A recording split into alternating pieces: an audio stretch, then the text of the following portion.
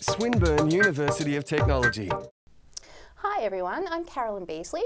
Today we'll be talking to Cleve Carvalho, who is the Liaison Librarian for Art, Social Sciences and Humanities at Swinburne, and he's going to be sharing some of the wonderful things that the library does for us. Hey Cleve, how are you? I'm fine, thanks. And you? Very well, very excited to be here today. Ah, so am I. Wonderful. So tell us, what sort of support does the library offer for students? Well, the library allows access to a wide range of resources in different formats: books, e-books, journal articles, academic journal articles, videos, and stream videos. But currently, the library is focusing on increasing its online collection, and this is to cater for 24/7 access, universal access, and this is due to the increase in the number of students studying online, as well as the increase in the use of online resources. So PhD students who are studying remotely, there are many resources available to them online. For example, they have access to over 700,000 electronic books. Wow, that's enormous. Yeah. Fantastic. And and with these electronic books, they can print or download 10% due to copyright restrictions. If students are living over 20 kilometers away from a campus, they have access to postal delivery for books, so they could get these books mailed to them.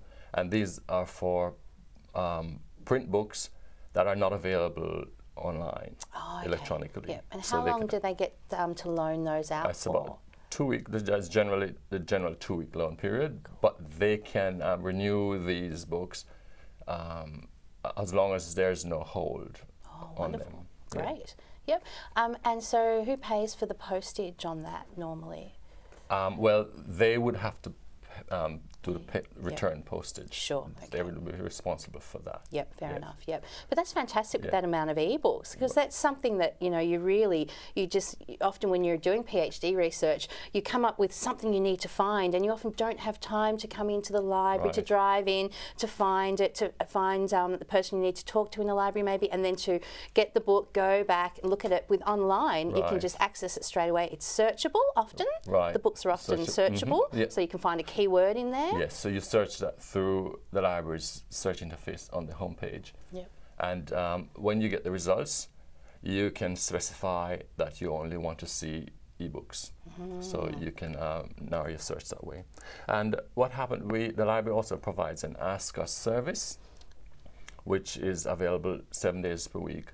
So any questions that the students have, if they have difficulty finding something, or they're not able to locate the resources that are available, they just send us a message by Ask Us, or they could just simply send us an email at library@swin.edu.au, or they can call us. Yes.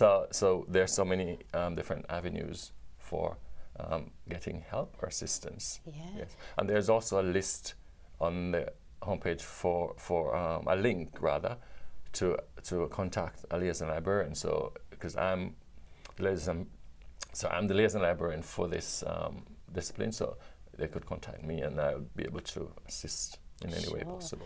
Yeah, I found myself when I've been trying to find an article that's not available to me, it's on some databases but I can't access them. Often I email you guys and you're so quick and you're so thorough, and often you can find it and we can't. So I mean, I have to confess, it is an amazing service. So not spruiking it to the outside world unnecessarily, because it is very, very good. You guys are very, very helpful. Cool. And what about the sorts of databases, or is there any more you think you want to talk about that you offer? Well, regarding the databases, the library provides access to over 400 discipline-based subscription databases, and most of these provide access to full text. These are scholarly peer-reviewed, and you can access these anytime, 24/7. They also provide appropriate bibliographic details for creating the bibliography, and also they allow students to export the bibliographic information into management bibliographic management tool like EndNote, for example. Sure. What a great So idea. that's available. So students can get their bibliography right in Yes, layout, yes, so that they don't drive their supervisors and themselves crazy. No problem. All those Yes. it's a very meticulous process, isn't it? So that's great. But another thing, because since there's so many databases, over 400, students may find it difficult to identify which specific database is relevant to their discipline. And if that's the case, then the first port of call should be going to the subject guides. So using the subject guide is a great way of finding information for a subject or a topic. They contain databases, books, ebooks, websites in your specific discipline. And you can access these guides by going to the library's homepage. You click on search and you select the subject guide link, and then you select a general guide, which is, for example, arts, psychology, and social sciences. That would be the general guide. Yep. And under that, you select the specific guide. For example, writing. You'll select writing. Then there's a plus button on each. You click on each to expand the feature of this guide. So, for example, some of the best databases for writing would be, when you look into that guide, would be EBSCOhost, and there are several within EBSCO that are relevant. I use EBSCO a lot. Yep, yeah. definitely. Scopus is a good one, Web of Science, and this is for peer-reviewed, very good for peer-reviewed. And you have Google Scholar as well. And Google Scholar has become much more robust and useful than it used to be now, Yes, I found. yes. Yeah. And one of the advantages too with Google Scholar, I think is similar to Web of Science as well and Scopus, is that it provides a link to, it allows you to export your references to EndNote. And also have a link that leads you to works that have been cited by other people. Oh, so you can follow the trail. You can follow the trail, yes. And that's very good for more current research on a particular topic. Yep. Or something relevant Great to idea. what you're doing. Yeah, I should do that more myself. So, yeah. I've learned something already. Wonderful. Yeah, and look, there are so many databases. It's really great that you've got them all on, or you've got the main ones, the most common ones on the study guides, on the study subject guides. Subject guides. Yes. Subject guides. Yeah, Yes. but I remember what they're called. Yeah. No, I have seen they are very, very helpful. Yes, Yeah. and also the library provides some brief, short video tutorials that explain how to use some of these databases. So students who might not be able to come in for an information session on how to use these, then they could get access to these short videos that can explain how to use them. Wonderful. So you're really catering for all different learning styles. Yes, yes. And search styles too. Some people Exactly. need to see it visually. Some Right. people, need a little bit of extra help through email. So Exactly. Great. Yes. Okay. So there's a wide spectrum that we cover. Yep, Yeah. sure. And databases are really interesting because they, something like EBSCO, how many journals are on that? Did you say thousands? It's enormous. And we hundreds can't, of thousands of journal articles available. and we can't find those all ourselves. So Yes. going to something like EBSCO, Yes. which is EBSCO, which we always tell our students about,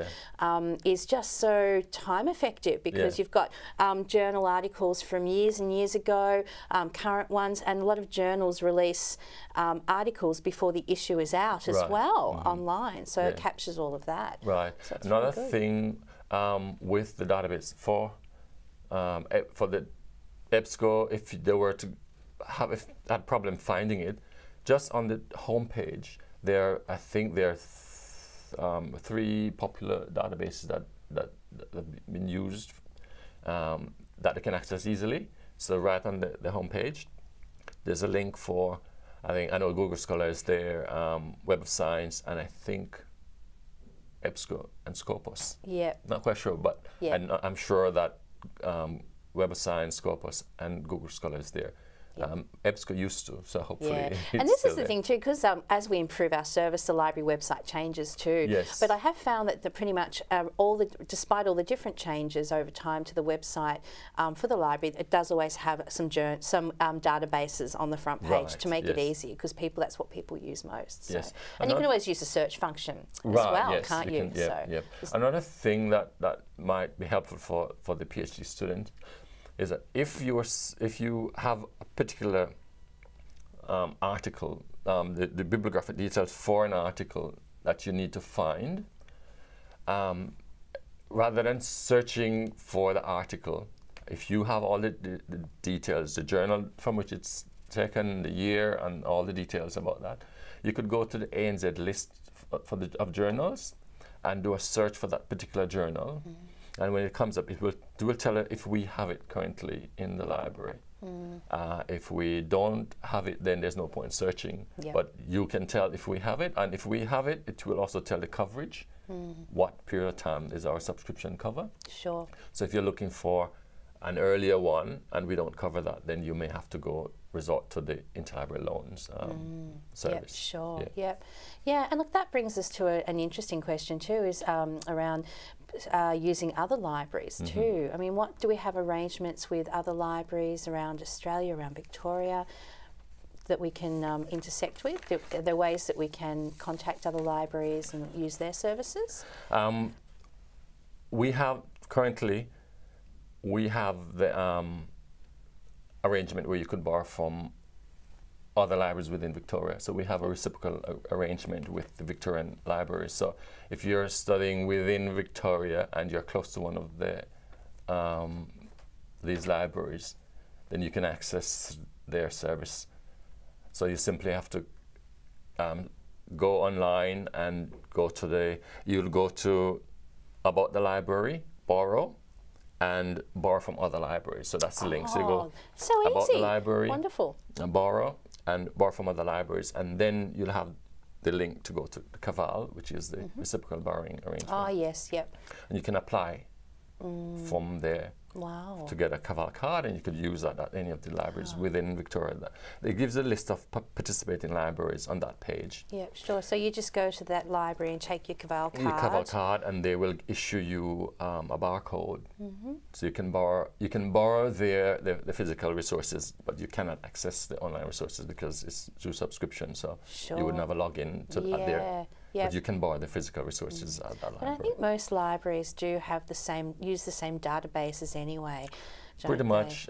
Some it depends on if some are more science-based, then they would have more of those. Yeah. And the state library too. You can become a remote member of the state libraries, and they give you access to many databases right, too. because sometimes some of I remembered once somebody wanted an article, and we didn't subscribe to that particular journal, but I checked State Library and they had it. So I just instructed the person, just go online, join the library, pop down there, pick up the card, and then you'll be able to access their journal. So that was helpful. Fantastic. Another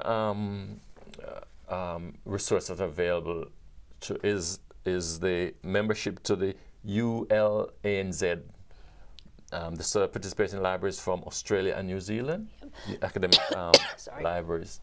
So you can use these libraries, you can be a member of these libraries. So what you need to do is to apply in person to these, and you'll get a card and you could borrow from them. So there's a list on the website, the same direction you'll go to About the Library, borrow from other libraries, and then there's a link to Carvalho. There's also the link to Ul Anz, which is, and you see the restrictions that these libraries put on that page. Fantastic, lovely, wow. Is there anything else we want to share to our students about using the library that we haven't covered? There's something else that I'm very organised. Something else that I wanted to mention. Yep. Let's see.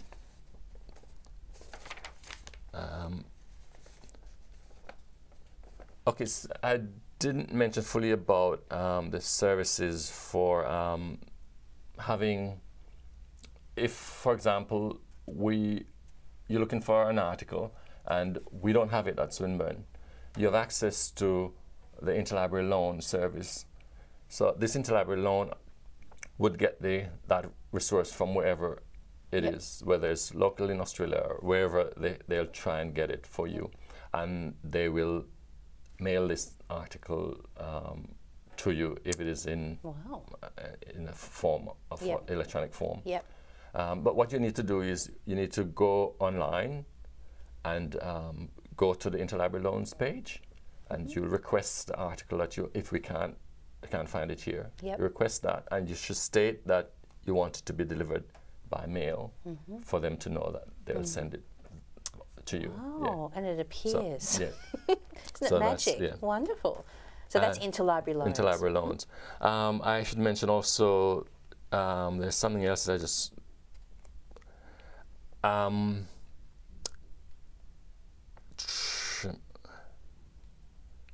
lot to cover. There are lots to cover. There is. Well, you guys do so much. So there is also the research bank. Oh yes. Good point. For international students, in order to build their research profile, they could contact the research liaison librarian, and they will assist them in showing what they need to do in order to build their research profile or for publication.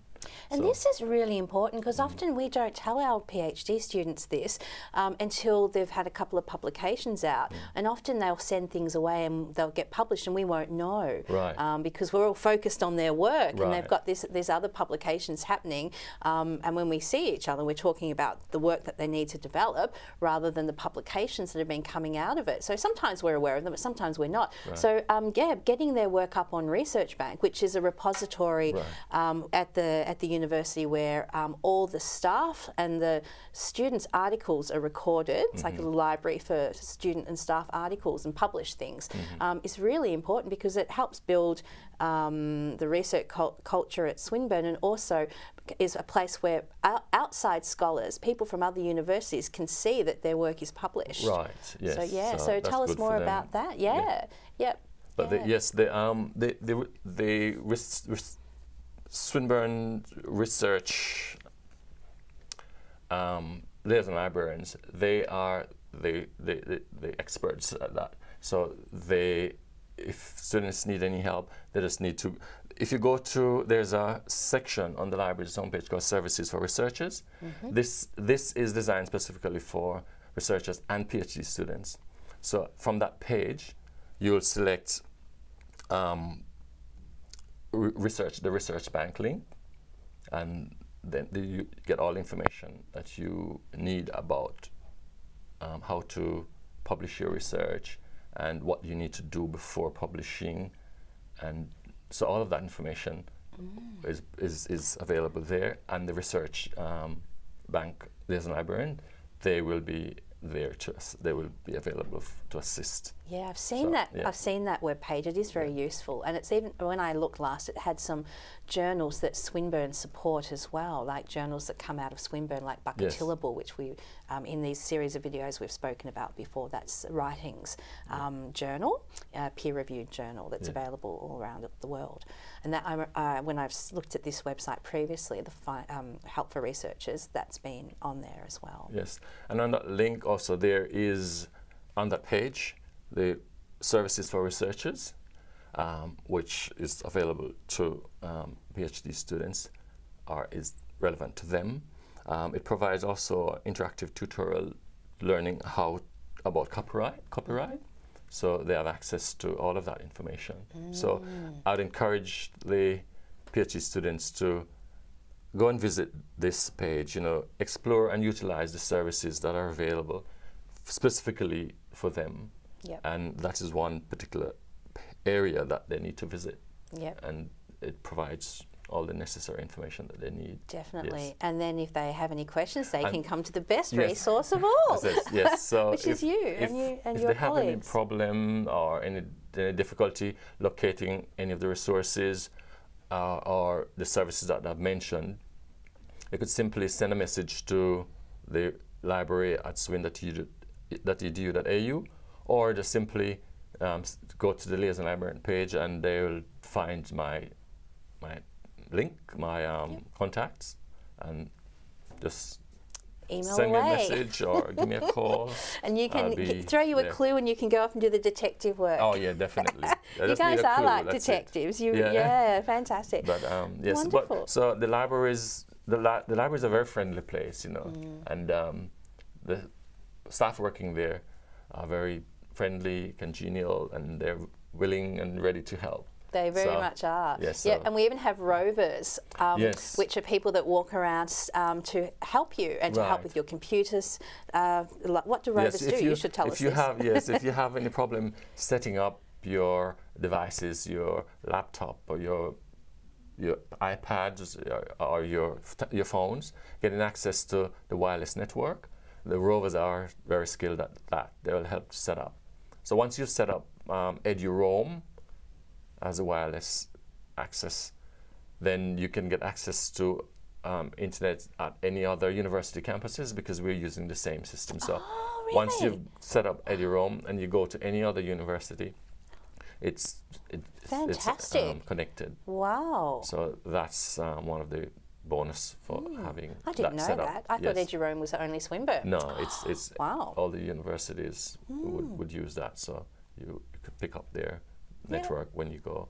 And if you have any problems with printing or if you happen to come in the campus or even accessing using your devices and to access, if you have any problem, just call the rovers, and they're skilled at knowing all about these devices, the technical aspects of it. Wonderful. So they'll be able to help. Wonderful. Yeah. And one of the other really great things about the library is that there's a coffee stand out the front. Oh yes, yes. You can eat in the library. You can eat in the library. Yes, there are 5 levels to the library. Levels 4 and 5, those are the quiet area. But 1 to 3, you can eat, talk, hang out, do group work. Yes, and there's a nice area, the hub down in level 1. There's really nice, comfortable, cozy area. So students are always here. Another thing is when you come to the library, there is a feature that allows you to see. It's called Study Space. Is one of the link. So you can, when you hit the study space, you can check to see which level has rooms available for space available for study. So there is connected to the camera, and it checks like in some supermarkets when you drive in. Yeah. They say, oh, there's a space there. There's a space there. Well, it tells you how many space is available for in each floor. So if somebody wants to come in to use a quiet room or to do some group work, they just have to come in, check that function. Yes, and see if there's any space. Wow, amazing. So it's 24-hour access. There's 24 access. A special room with computers. On levels 2 and 1, you can access those 24/7. At midnight, the library closes for about 15 minutes, and then they would open the section for 24-hour access. So that section of the library is closed, but they have access to most of level 2 and level 1. Wonderful. Yes. So. Amazing. Cleve, you are a fountain of knowledge, a font of knowledge, all of those things. Thank you so much. Thank you very much. It's been a joy. It was a pleasure too. Thank you. And I hope you've learned as much as I have today about the library. And of course, Cleve and all the wonderful liaison librarians are always on call for you.